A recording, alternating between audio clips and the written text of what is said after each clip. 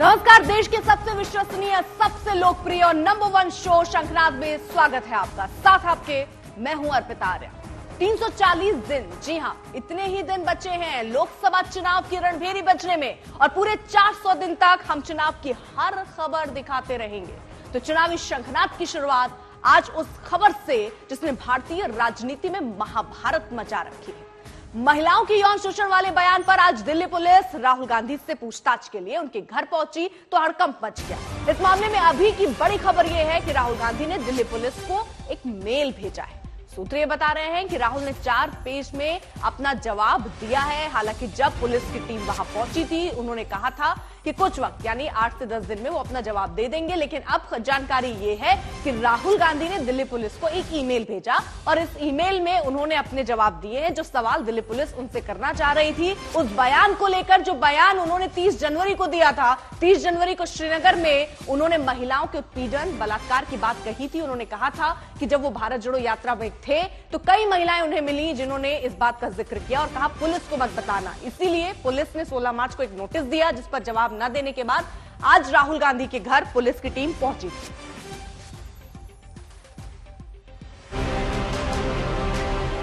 Police को भेजकर वो इश्यू को अलग करना चाहते हैं। पुलिस अगर उनसे पूछताछ कर रही है तो कोई गुनाह नहीं कर। जम्मू कश्मीर के अंदर क्या विपक्ष को पूछना हक नहीं है क्या? राहुल गांधी, आपका अहंकार भारत की जनता के विश्वास के ऊपर नहीं है। अभी लंदन वाले बयान पर लड़ाई खत्म भी नहीं हुई थी कि राहुल गांधी के खिलाफ एक एक्शन ने सियासी खलबली मचा दी। राहुल गांधी के घर पर दिल्ली पुलिस की दस्तक ने सियासी तनातनी बढ़ा दी। ये अगर राजनीतिक प्रतिशोध नहीं है, उत्पीड़न नहीं है, धमकी की राजनीति नहीं है तो क्या है? अगर वो पीड़ित महिलाओं का नाम राहुल गांधी नहीं बताएगा, वो पीड़ित महिला को न्याय कैसे मिलेगा? लोकतंत्र का तमाशा बनाकर रख दिया है भारतीय जनता पार्टी। वो नहीं चाहते कि देश आगे बढ़े, बहन बेटी की इज्जत लुटना रुके। पुलिस के आला अधिकारी पहुंचे थे राहुल के श्रीनगर वाले बयान पर जवाब मांगने, यौन शोषण की शिकार महिलाओं के दावों पर पूरा हिसाब मांगने। लेकिन दिल्ली पुलिस की दबिश के साथ ही राहुल गांधी के घर पर कांग्रेसी नेताओं का तांता लग गया। राहुल से पूछताछ को लेकर हमलों का नया दौर शुरू हो गया। किसी ने इस कार्रवाई को डराने का तरीका बताया तो किसी ने अदानी को लेकर सवाल उठाने का नतीजा बताया। क्या नतीजे हैं? जिस प्रकार मोदी जी, उनकी गवर्नमेंट गिरती जा रही है, पार्लियामेंट के अंदर अडानी जी को लेकर गिरती जा रही है, जवाब देते बनता नहीं है। और जब मुद्दा उठा रहे हैं, जम्मू कश्मीर के अंदर क्या विपक्ष को पूछना हक नहीं है क्या? कोई भी इश्यू बनता है, यूपीए गवर्नमेंट में क्या होता है? मुख्यमंत्री का इस्तीफा हो गया, रेल मंत्री का इस्तीफा हो गया। तो जो नियम अनुसार हमें जवाब देना होगा, जब देना होगा वो देंगे। ये मजबूर नहीं कर सकते हमें, जिस तरह से ये करने की कोशिश कर रहे हैं। ये डराने की कोशिश किसको की जा रही है? राहुल गांधी को डराएंगे ये लोग। आरोपों और हमलों के इस दौर के बीच आपको वो बयान भी सुनाते हैं जो भारत जोड़ो यात्रा के समापन के मौके पर राहुल गांधी ने श्रीनगर में दिया था। अपने इस भाषण में राहुल गांधी ने यौन शोषण की शिकार महिलाओं का जिक्र किया था। उसमें बहुत सारी ऐसी भी महिलाएं थी जिन्होंने मुझे बोला कि उनके साथ बलात्कार हुआ है, उनको किसी ने मोलेस्ट किया है, उनके किसी रिश्तेदार ने उनको मोलेस्ट किया है। और जब मैं उनसे बोलता था, बहन मैं पुलिस को बताऊं, तो मुझे कहती थी, राहुल जी पुलिस को मत बताइए, हम चाहते हैं कि आपको ये बात मालूम हो, मगर पुलिस को मत बताइए, हमारा और भी नुकसान हो जाएगा। करीब 2.5 घंटे तक दिल्ली पुलिस राहुल गांधी के घर पर ही डटी रही। राहुल गांधी से पीड़ित महिलाओं की जानकारी देने की मांग करती रही। दिल्ली पुलिस को 16 मार्च को नोटिस भेजा गया। दिल्ली पुलिस ने राहुल गांधी को 16 मार्च को नोटिस भेजा और जवाब देने के लिए कहा, डिटेल्स मांगी कि आखिर वो कौन सी महिलाएं हैं जिन्होंने आपको इस बारे में, यौन शोषण के बारे में शिकायत की, रो रो कर ये बताया कि उनके साथ बलात्कार हुआ। उनकी डिटेल दी जाए जिसके बाद लीगल एक्शन लिया जा सके। हालांकि राहुल गांधी ने उस नोटिस का कोई जवाब नहीं दिया, जिसके बाद आज सुबह तकरीबन 10 बजे के आसपास जो स्पेशल कमिश्नर है, डीसीपी है और दिल्ली पुलिस के कई सीनियर सीनियर ऑफिशियल वो राहुल गांधी के आवास पर पहुंचे, कोशिश की तकरीबन 20 मिनट तक कि राहुल गांधी से बातचीत हो, एक कम्युनिकेशन वो आगे बढ़ाया जाए और जो नोटिस है उसका जवाब मांगा जाए। काफी देर तक जवाब नहीं आया। उसके बाद जो दूसरा गेट है वहां से स्पेशल कमिश्नर जो डीसीपी है वो अंदर दाखिल हुए।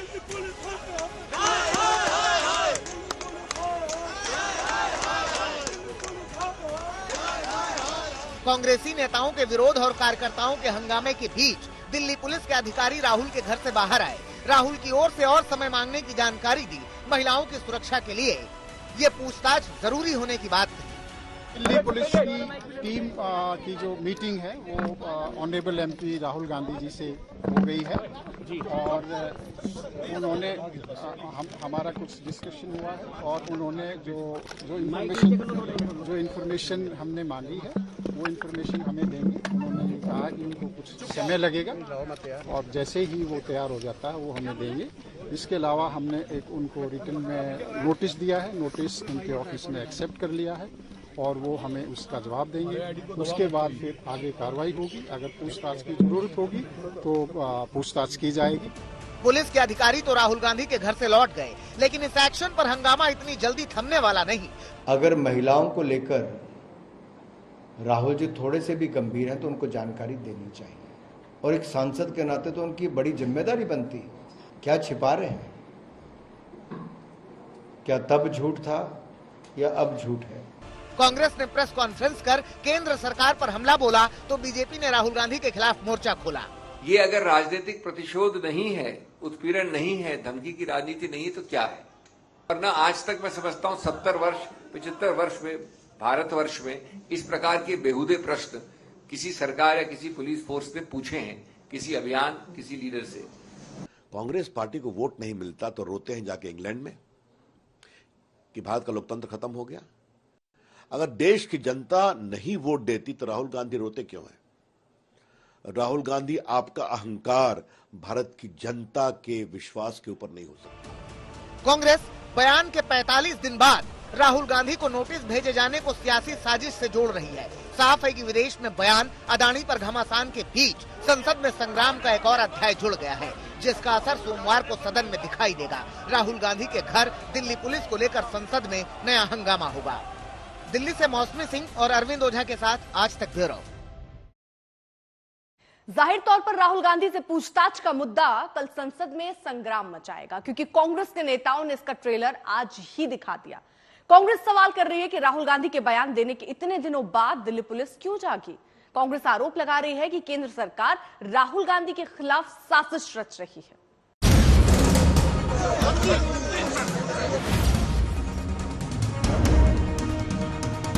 हमने एक उनको रिटन में नोटिस दिया है, नोटिस उनके ऑफिस में एक्सेप्ट कर लिया है और वो हमें उसका जवाब देंगे।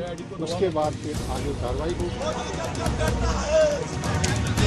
ये यूं इस तरह से क्या डराने की कोशिश की जा रही है हमें? हम डरेंगे इन्हें लगता है?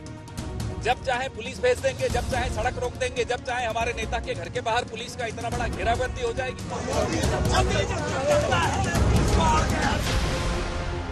राहुल गांधी की भारत जोड़ो यात्रा के दौरान भी सियासत खूब गरमाई। कभी बयानों पर घमासान हुआ, कभी आरोपों पर जंग हुई। लेकिन अब भारत जोड़ो यात्रा के खत्म होने के करीब 1.5 महीने बाद राहुल के पुराने बयान पर नया तूफान खड़ा हो गया है। दिल्ली पुलिस राहुल को नोटिस जारी कर रही है, बयान दर्ज कराने के लिए उनके घर पहुंच रही है और इस एक्शन पर जबरदस्त राजनीति हो रही है।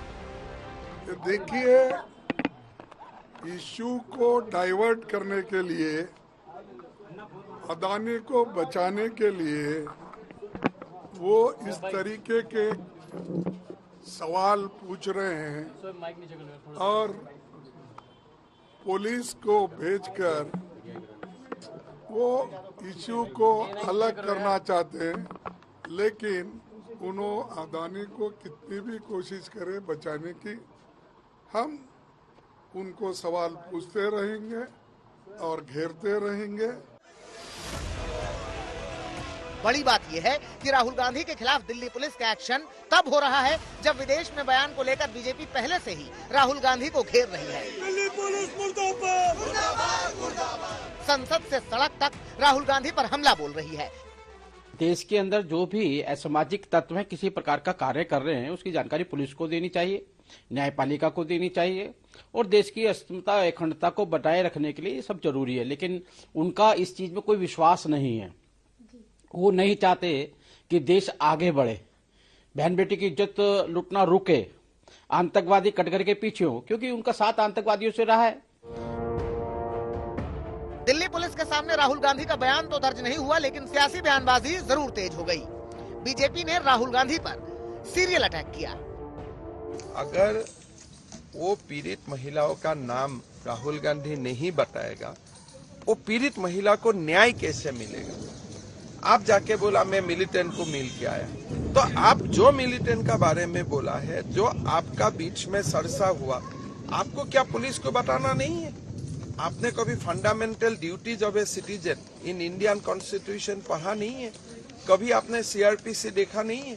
वो हताशा में ये काम करते जा रहे हैं और पुलिस अगर पूछ रही है कि देश के अंदर आप माहौल को खराब करने, विदेशी ताकतों को, टूल किट को मौका देने के लिए अगर आप कहते हैं ऐसे सवाल, तो आपको जवाब भी देना पड़ेगा। वैसे तो राहुल गांधी के घर पर दिल्ली पुलिस 2.5 घंटे ही रुकी, लेकिन ये बवाल 2.5 दिनों या फिर 2.5 महीने में भी खत्म होने वाला नहीं है। इस सियासी घमासान में अभी कई मोड़ आने बाकी हैं। जो किस्सा कांग्रेस ने अदानी से शुरू किया था, उसमें ये श्रीनगर वाला वाकया भी जुड़ गया है, जिसे लेकर बीजेपी राहुल गांधी को संसद में घेरेगी। यानी आने वाले वक्त में संसद में भरपूर हंगामे के आसार हैं। अरविंद ओझा और मौसमी सिंह के साथ आज तक ब्यूरो। और इस बीच बड़ी खबर आ रही है, अनुराग ठाकुर ने ओटीटी प्लेटफॉर्म पर जो कंटेंट दिखाए जा रहे हैं उसको लेकर एक बड़ा बयान दिया है कि आप आजादी के नाम पर कुछ भी नहीं दिखा सकते हैं, क्रिएटिविटी के नाम पर गाली गलौज बर्दाश्त नहीं की जाएगी। अनुराग ठाकुर ने बयान दिया और कहा कि नियमों में कुछ आगे बदलाव हो सकता है अश्लील कंटेंट को देखते हुए। तो अश्लील कंटेंट जो ओटीटी पर चल रहे हैं उसको लेकर सरकार सख्त दिख रही है। नियमों के बदलाव की जरूरत अगर पड़ी तो वो बदलाव किए जाएंगे। अश्लीलता, गाली गलौज रोकने के लिए कड़ी कार्रवाई की जाएगी। मुझे लगता है ये हाल ही में बहुत शिकायतें हैं, ये जो ओटीटी प्लेटफॉर्म्स की बढ़ी है,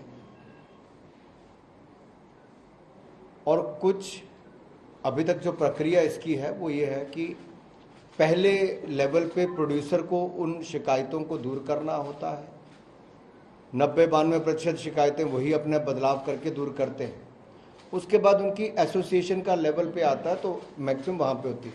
जब सरकार के लेवल पे आता है इंटर डिपार्टमेंटल कमेटी के ऊपर, तो उस पर भी कड़ी कार्रवाई जो भी नियम के अनुसार वो करने का हम लोग करते हैं। लेकिन ये कहीं ना कहीं शिकायतें पिछले कुछ समय में बढ़नी शुरू हुई और डिपार्टमेंट इसको बड़ा गंभीरता के साथ ले रहा है।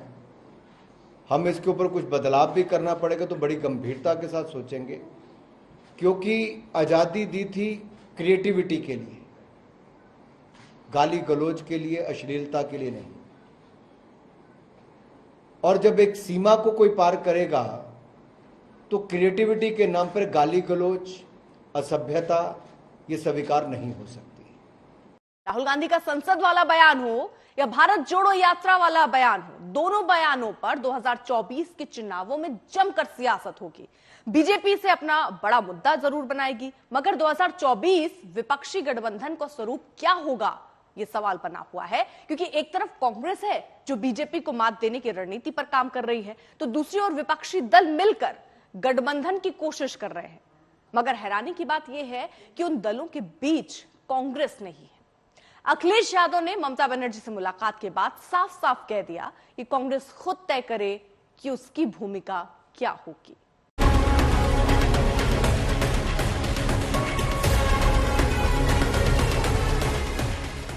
अभी रीजनल पार्टीज और कुछ दल इस प्रयास में हैं कि कोई न कोई अलायंस, गठबंधन या कोई भी फ्रंट तैयार हो।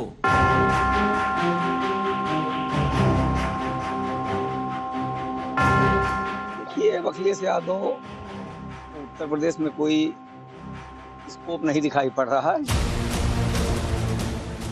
गंगा के आखिरी छोर पर 2024 के लिए जोर लगाने पहुंचे हैं अखिलेश यादव। ममता बनर्जी से हुई ये मुलाकात बताती है कि विपक्ष 2024 में बीजेपी को चारों खाने चित करने के लिए हर दांव आजमा रहा है, हर राह पर जा रहा है। सभी क्षेत्रीय दल संकल्प ले रहे हैं कि अब की बार बीजेपी के हिस्से लाएंगे चुनावी हार। उत्तर प्रदेश ने जिसने प्रधानमंत्री दिया है उसमें सबसे ज्यादा बेरोजगारी है, सबसे ज्यादा महंगाई है, सबसे ज्यादा अन्याय हो रहा है, और जो दल उनके खिलाफ दिखाई दे रहा है उसके ऊपर ईडी, सीबीआई, इनकम टैक्स। इसलिए सभी लोगों ने मिलकर के संकल्प लिया है कि इस बार भारतीय जनता पार्टी को सभी सीटें हराई जाएंगी। ममता बनर्जी पहले ही बीजेपी के खिलाफ विपक्षी एकजुटता का शंखनाद कर चुकी हैं। उधर तेलंगाना में केसीआर ने विपक्षी दलों को एक मंच पर लाकर अपना संदेश भिजवा दिया था कि वो विपक्ष को लीड करने के लिए तैयार हैं। जेडीयू की ओर से नीतीश कुमार भी गाहे बगाहे विपक्ष के एकजुट होने का बयान देते रहे हैं। यानी माना जाए कि विपक्ष की सारी कवायदें यही हैं कि एक मत हो ताकि बहुमत हो। अभी रीजनल पार्टीज और कुछ दल इस प्रयास में हैं कि कोई न कोई अलायंस, गठबंधन या कोई भी फ्रंट तैयार हो, और इस कोशिश में आदरणीय ममता बनर्जी जी भी काम कर रही हैं। तेलंगाना के मुख्यमंत्री जी वो भी चाहते हैं, बिहार के मुख्यमंत्री रहे हैं, बिहार के मुख्यमंत्री वो भी कोशिश कर रहे हैं। तो इस तरह देश के बहुत सारे रीजनल पार्टी के लीडर्स इस कोशिश में हैं कि कोई न कोई फ्रंट बने। विपक्षी एकजुटता का संदेश दे रहे हैं। कई दलों ने बीजेपी को हराने का संकल्प तो ले लिया है, मगर मसला ये है कि विपक्षी एकजुटता क्या कांग्रेस के बगैर होगी, क्योंकि टीएमसी कांग्रेस से किनारा किए हुए है। मोदी अडानी भाई भाई। अडानी के मसले पर जब कांग्रेस समेत विपक्ष के 16 दल मार्च कर रहे थे, तब भी टीएमसी उसमें शामिल नहीं थी। केसीआर के मंच पर भी कांग्रेस का नुमाइंदा नहीं था, और अब अखिलेश यादव ने भी कह दिया है कि कांग्रेस खुद तय करे कि उनकी भूमिका 2024 में क्या होगी, कैसी होगी। और जहां तक सवाल कांग्रेस का है, कांग्रेस अपनी भूमिका तय करे, क्योंकि कांग्रेस राष्ट्रीय पार्टी है, हम लोग रीजनल पार्टी हैं, तो दिल्ली वाले लोग अपना तय करें कि उनकी भूमिका क्या होगी।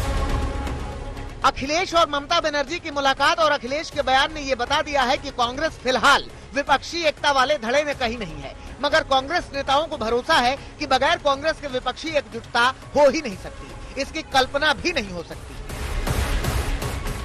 It is not a minus Congress. Other opposition cannot be united. Not possible. We have seen this thing 2004 and the next election. Akhilesh 2024 को फतह करने की कोशिशों में लगे हैं, मगर बीजेपी के सांसद अखिलेश पर चुटकी ले रहे हैं। ये अखिलेश यादव को उत्तर प्रदेश में कोई स्कोप नहीं दिखाई पड़ रहा है। इस नाते वो अपनी खींच मिटाने के लिए और एक मैसेज देने के लिए हम पश्चिम बंगाल में भी चुनाव लड़ेंगे, यहाँ भी लड़ेंगे। 2024 में विपक्षी दलों का स्वरूप क्या होगा, ये तो समय बताएगा, मगर इतना जरूर है कि 2019 में बीजेपी के साथ मिलकर चुनाव लड़ने वाली कई पार्टियां अब बीजेपी के विरोध में हैं। इनमें शिवसेना, जेडीयू और अकाली दल जैसी पार्टियां शामिल हैं। देखना होगा कि 2024 के रण में बीजेपी किस नीति से उतरती है और विपक्ष बीजेपी को हराने के लिए कितना मजबूत गठबंधन बनाता है। कोलकाता से ऋतिक मंडल के साथ आज तक ब्यूरो। यहाँ प्रधानमंत्री की तस्वीरें हम देख रहे हैं, मंच पर पहुंच गए हैं। और बड़ी खबर आ रही है, ममता बनर्जी का एक बड़ा बयान राहुल गांधी को लेकर सामने आया है, क्योंकि अखिलेश के साथ तो वो जा रही हैं और अखिलेश का कहना है कि कांग्रेस पार्टी खुद तय करे उसे क्या करना है, लेकिन ममता बनर्जी ने राहुल के नेतृत्व पर इस बीच सवाल खड़े कर दिए हैं। अगर राहुल विपक्ष का चेहरा होते हैं तो इससे बीजेपी को ही फायदा होगा, ये ममता बनर्जी कह रही हैं। ममता बनर्जी ने राहुल के नेतृत्व पर अब सीधे तौर पर सवाल उठा दिए हैं। हालांकि क्षेत्रीय पार्टियां साथ आती जरूर नजर आ रही हैं, लेकिन कांग्रेस पार्टी जो कि एक राष्ट्रीय पार्टी है उससे किनारा करते हुए अब कई नेता नजर आ रहे हैं। और ये पहली बार नहीं है जब ममता बनर्जी का ऐसा स्टैंड आया है, क्योंकि हाल फिलहाल जब विपक्षी एकजुटता की बात कही जा रही थी, अभी भी ईडी और सीबीआई के मसले पर जब प्रदर्शन करना था तो टीएमसी ने अपने आप को अलग रखा, अपना प्रदर्शन किया, लेकिन वो कांग्रेस के साथ जाने को तैयार नहीं है। और अब एक बड़ा बयान राहुल गांधी को लेकर कि राहुल गांधी अगर विपक्ष का चेहरा होते हैं तो फायदा बीजेपी को ही होगा।